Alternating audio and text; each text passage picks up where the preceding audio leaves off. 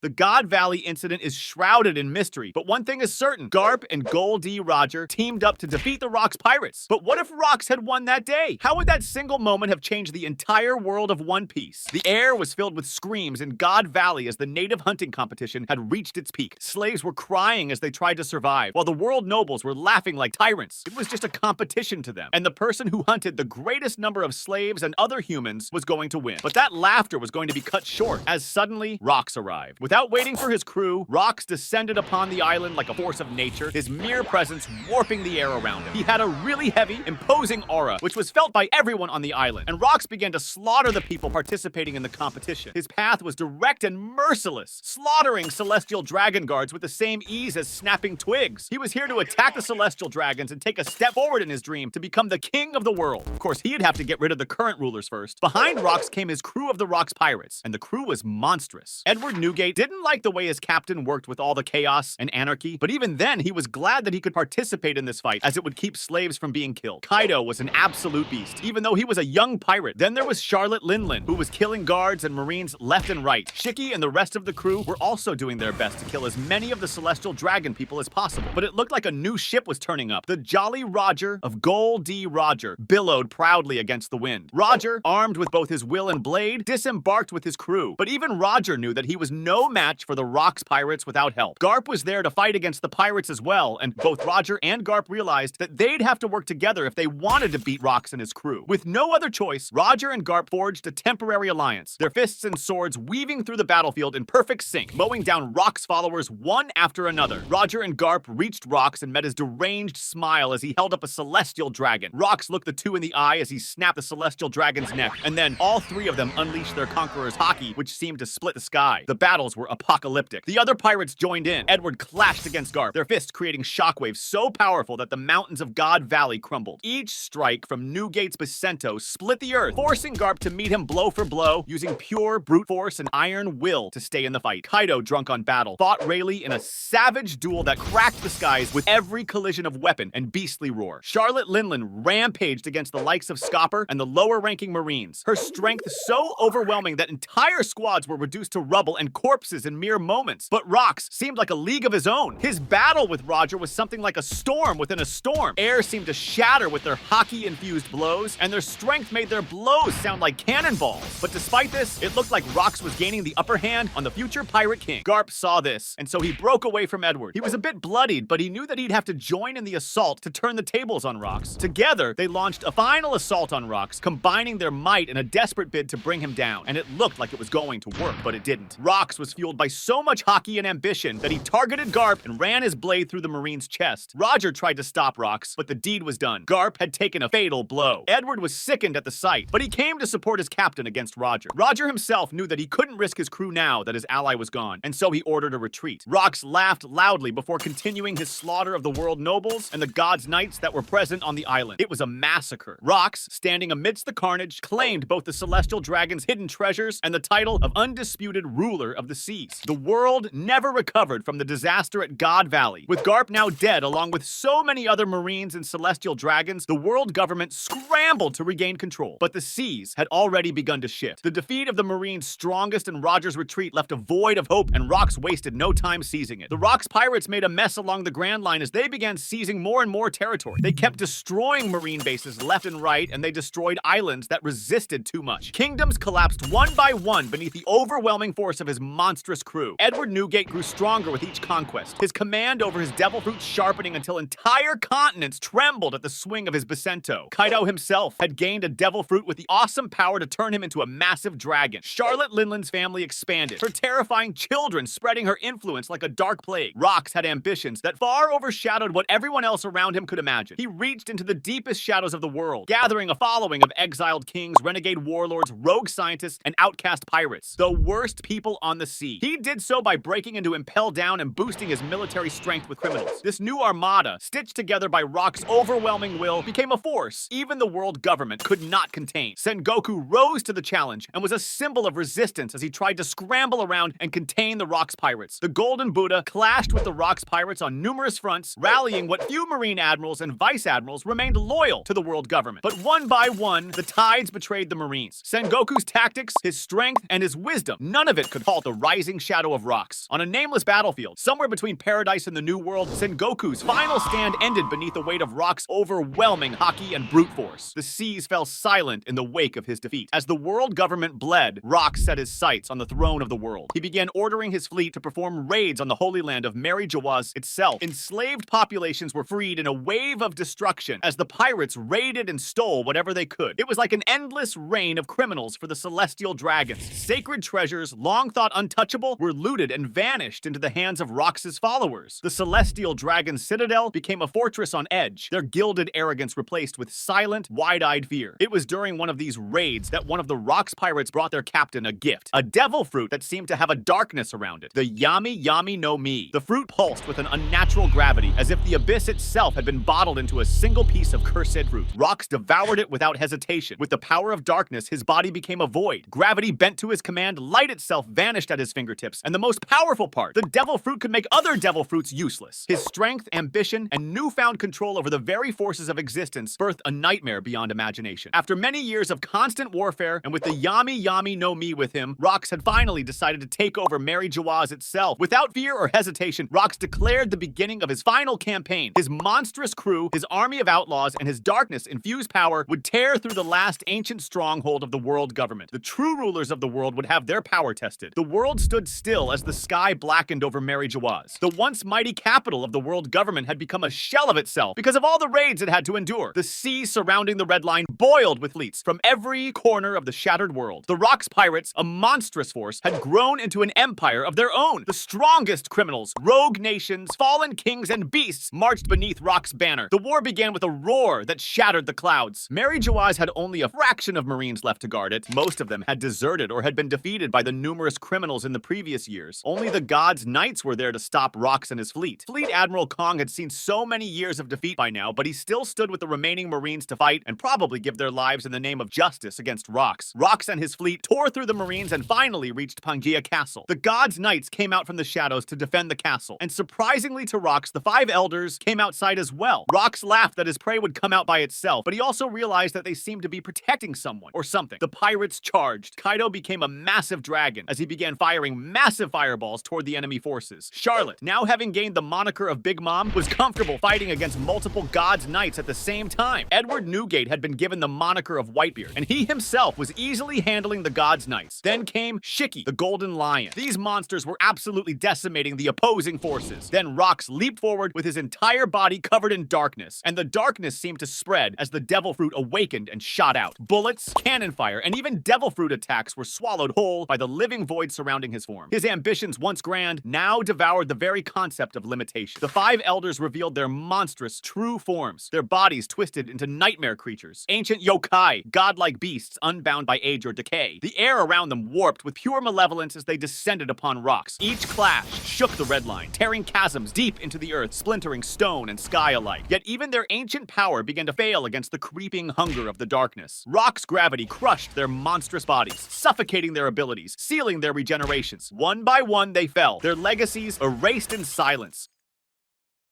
Imu finally emerged. This was the true king who ruled the entire world from the shadows. Imu himself was a being unlike any other, and the Rox pirate fleet had suffered some significant damage from all the fighting. Seemed to have become a black hole that simply swallowed everything. The battle between the King of Shadows and the Ghost Monarch of the world was gruesome and very oppressive. A suffocating feeling hung over Mary Jawaz as these two beings tried to devour each other, and eventually, Rox came out the victor as he stripped Imu of their power and used his haki to destroy Imu's body. With Imu's death, the elders began crumbling into dust as well. The battle had been won. The Holy Land lay in ruins, its towers toppled, its halls submerged beneath endless darkness. The celestial dragons who survived fled into the corners of the earth like insects. The world government was gone. Rox stood alone atop the wreckage. One tyrant had been replaced by another. Far from the chaos across the seas, a lone ship sailed under the bright light of dawn. Gol D. Roger, his body worn and his future shadowed by disease, sailed on. He had seen the rise of the man who defeated him and watched as Rox shaped the world into his nightmare kingdom. But Roger's heart was unbroken. He had realized that though he could not defeat Rox, he could leave behind something greater. Hope. With his crew, Roger charted the unknown seas, deciphered ancient texts, and pieced together the history erased by Imu's reign. As the age of rocks tightened its grip on the world, Roger reached Laughtail. The treasure that lay there confirmed his suspicions. The world had always been bound by unseen hands. His laughter echoed across the island, not in despair, but in understanding. Now he wanted to change the whole world, and he believed the best way to use his dying body was to show a great hint of rebellion. The world that followed the fall of the world government was one beyond recognition. There were no more laws, no more borders, no more balance. Only strength decided the shape of each day. The Red Line, scarred and splintered from the war, stood as a broken monument to the chaos that now reigned. At the summit of the world's rubble, Rock sat like a dark god, his throne forged from the bones of fallen kings, his crown an invisible one, built from the weight of fear. The Pirate King went alone to marry Jawaz, and the press followed him. They broadcast everything as Roger unleashed his conqueror's hockey and faced rocks. Roger put up a great fight with his failing body. All the while, he loudly proclaimed that he had left all his treasure, the one piece, somewhere in this world. With Rocks a bit taken aback, Roger sliced through the man's arm with his blade covered in conqueror's hockey. Rock screamed in rage and pierced Roger with his darkness. The Pirate King died, but he gave the world two things: a treasure to aim for and an example that even the strongest tyrants could be cut. Two kings, one of freedom, one of domination, their legacies forever intertwined. The Rocks pirates, once united by greed and power, splintered into warlords and sovereigns, each carving their own dominion from the world's carcass. Despite the injury Rock suffered, he was the strongest being on the planet. Meanwhile, Kaido, Big Mom, and Whitebeard went their separate ways. Kaido ruled with an iron fist. Big Mom made a twisted version of Utopia, where races gathered in forced harmony, united only by her monstrous appetite and absolute control. But Whitebeard claimed his own sea and based it on a code. He protected his people and his crew, and his islands became safe spots for refugees, orphans, and broken pirates who found shelter beneath the flag of the man they had taken to call father. Roger himself was dead, but he did leave something else behind for the world. He left his son. He had already asked Rayleigh to care for the boy, and so he vanished into the shadows, his promise to his captain clear. He took the infant boy, Ace, into hiding and raised the little boy as his own. The times were chaotic, but the child grew strong under Rayleigh's silent, careful guidance, his lineage and fate hidden from the world's eyes. Elsewhere, beyond the shattered capitals and pirate thrones, another man watched the world rot. Monkey D. Dragon, once a soldier within the old world system, had seen so much suffering, so much pain. He had had enough. The revolution burning inside him grew with every city reduced to ash, every village enslaved beneath a pirate flag. He turned away from the crumbled remains of his past life with like-minded souls. He was laying the foundation for a real revolution, a revolution against domination itself. In the midst of this quiet rebellion, he too brought a child into the world. His son, Monkey D. Luffy, was born into an era of madness and lawlessness, a world where dreams were built on blood and freedom had become the rarest treasure. It wasn't an easy place to live in by any means. And so, under the shadow of Rox's darkened world, two boys grew up. One, the son of the Pirate King. The other, the son of the revolutionary leader. After Rox became the tyrant of the world, the seas became a place where only the strongest could survive. There were no Navy ships to patrol the waters, no cipher pole agents or marine admirals to keep every criminal in line, so the pirates grew like never before. And many of them were honestly just out to loot everything and make a name for themselves or get more money. But there were also many who were after the One Piece. New crews were born, with each passing week, captains clawing their way into infamy, empires rising and falling in the blink of an eye. Rox didn't care much for all of this, and he didn't care about what his former crew was doing either. The world had gone towards calling them the Three Emperors. But that balance soon broke when a young man began making waves across the seas. A young man named Shanks. The once young apprentice of Gold D. Roger had vanished in the shadows of the Aegis collapse, only to return stronger, sharper, and more dangerous than anyone expected. With a crew of misfits and veterans who had survived the collapse of the old world, Shanks staked his claim on the seas. Unlike Rox, his rule wasn't defined by cruelty, but by an ironclad code which was a lot like Whitebeard's. Strength and mercy went hand in hand. Under his flag, those who had lost everything found a glimmer of hope, and those who threatened that fragile hope learned quickly why he'd climbed so far in the first place. During this time period, the revolutionaries had begun to grow in numbers and had become quite a massive army. The world was in so much chaos that many survivors of fallen kingdoms and other people who wanted revolution began gathering towards the revolutionary army. Monkey D. Dragon, the architect of this rising storm, grew his army quietly but relentlessly. Without the world government's crushing weight to hunt them down, his forces spread across continents, gathering knowledge, resources, and soldiers. And in the heart of this rebellion, his son, Luffy, grew. Luffy was always a carefree boy who loved to fight. He was raised with battle strategies all around him and the strength of all the freedom fighters. He grew up under Dragon's watchful eye, and his training began from a really young age. When Luffy was 8, a young 15-year-old boy joined the revolutionaries, but he was a lot more reserved, sharp-eyed, and hardened by loss. Trafalgar D. Waterlaw. The boy, burdened with the heavy scars of a life shaped by tragedy, had already seen more death than most seasoned fighters. Yet behind the cold exterior, his will will was like iron. Law's arrival marked the beginning of a new chapter for the revolutionaries. His mind, sharp and calculating, proved invaluable to their operations. His hands, steady and precise, quickly earned respect not just as a fighter, but as a medic and strategist. When the truth emerged that he possessed the Ope no Mi, Dragon recognized the power he carried, a power not only coveted, but dangerous beyond measure. For Luffy, Law became more than just another soldier, though. Luffy annoyed him to the point where Law eventually opened up to him and watched him grow. Together with Law, Luffy learned the ways of haki, the art of battle, and the meaning of resistance. Yet fate altered his path one day when he stumbled across a curious fruit, a devil fruit that his father had put to the side to give to someone, as it seemed like it had a different sort of power. Luffy, being the glutton that he was, ate it and ended up with the power of the Hito no Mi inside of him. Dragon did beat his son up, but then he realized that this was probably fate. The two boys continued their training and grew up. Meanwhile, high above the world's tangled chaos, the self-proclaimed king of the world grew restless. Decades of ruling from his blackened throne, surrounded by luxuries stolen from every corner of the earth, had dulled the thrill of conquest. His mind, once ablaze with ambition, now sought something beyond power. Rocks had grown old, and even his powers weren't able to stop the effects of aging. He wanted more power. He wanted his prime once again. In his research through his informants, Rocks learned of the devil fruit called the Ope